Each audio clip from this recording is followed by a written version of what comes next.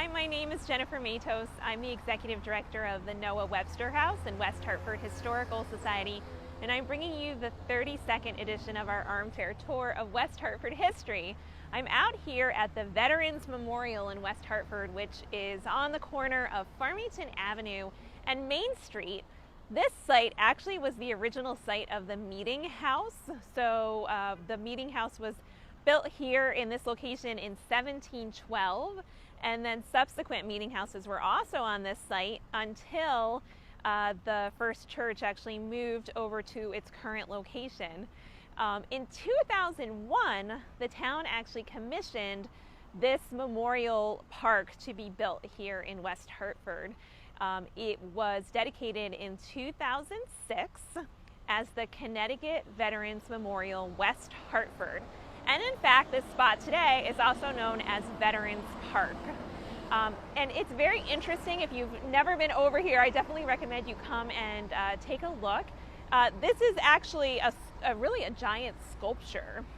So really, it's a sculptural expression of time and emotion that commemorates the history of all wars. So this really is a spot that is dedicated to memorialize the efforts of all members of the armed services who served the United States, beginning with the earliest conflicts in our country's history to the present.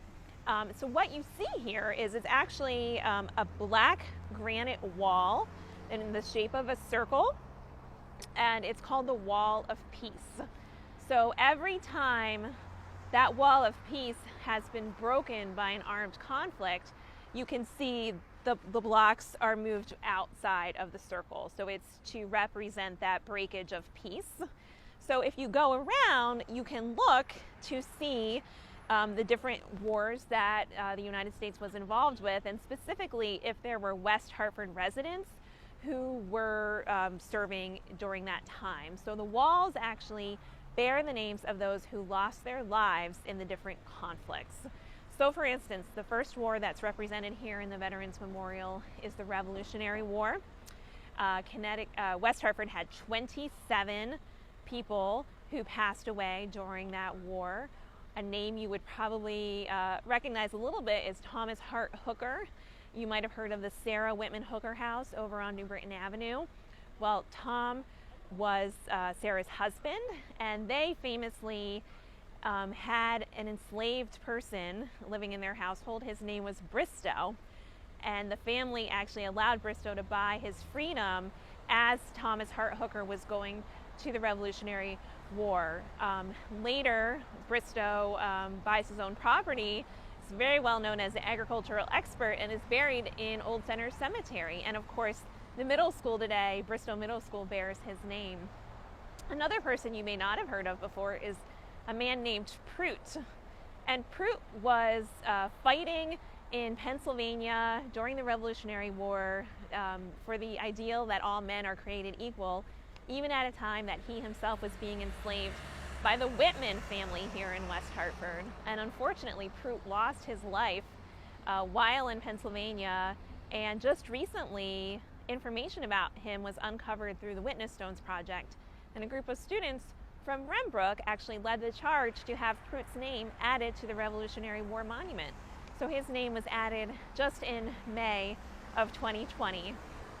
The next war that you'll find on the broken Wall of Peace is the Civil War. And the Civil War, there were 13 residents in West Hartford who lost their lives during that conflict. One you'll be familiar with, Arthur de Neufville Talcott, who was a young man. We actually visited his grave in one of our prior episodes.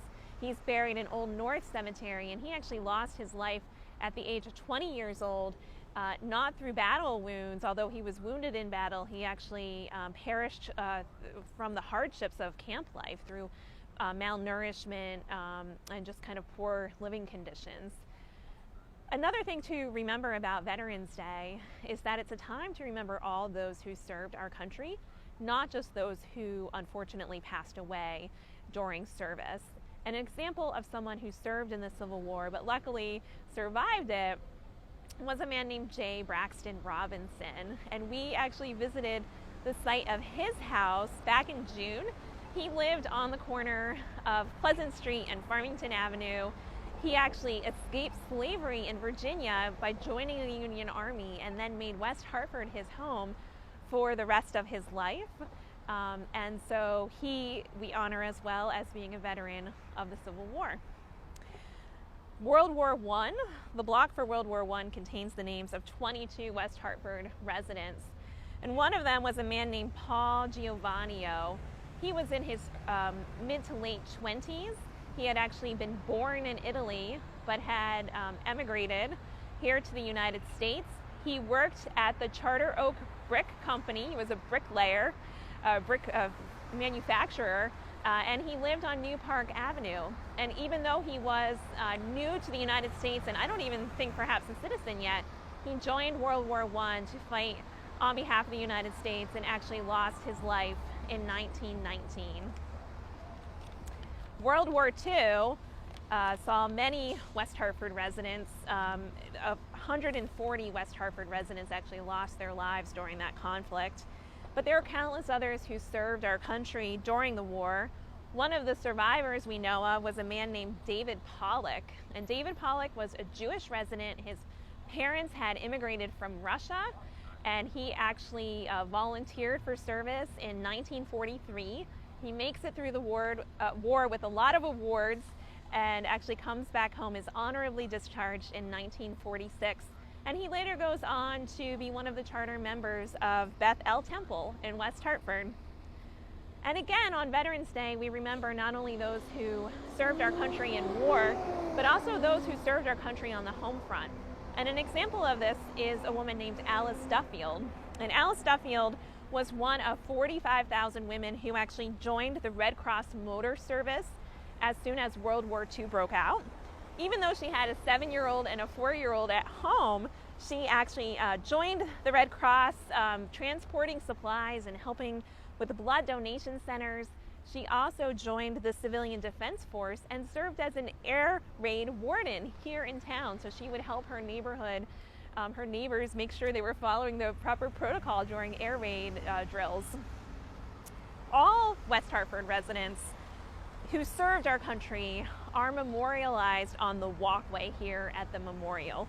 So we had the Wall of Peace, which are the granite blocks, and then the walkway, which you can use to walk around the Wall of Peace, is called the Walk of Remembrance. And this is a walkway made of solid granite pavers. The name of any veteran who served in the United States Armed Services may be engraved on these stones. The outer circumference of the Wall of Remembrance forms a timeline of local and national historical events. And in the center of the memorial, in the grassy area you see behind me, that is called the Court of Honor. And when it was dedicated in 2006, soils from battlefields, cemeteries, and prison war camps from around the world and waters from the 7 oceans were combined with the West Hartford earth to bind the past forever with the future. It's a wonderful place to go to contemplate and remember those who have served our country.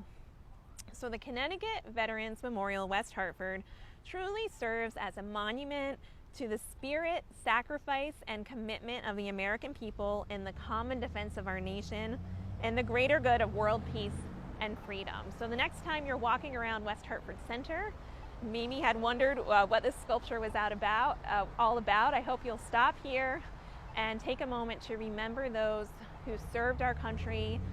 Some of them, unfortunately, paid the ultimate sacrifice and passed away during their service. Others made it through and lived to tell the tale, but we honor them all. Thank you so much. I hope you learned a little something new, and we'll see you next week for our armchair tour of West Hartford history.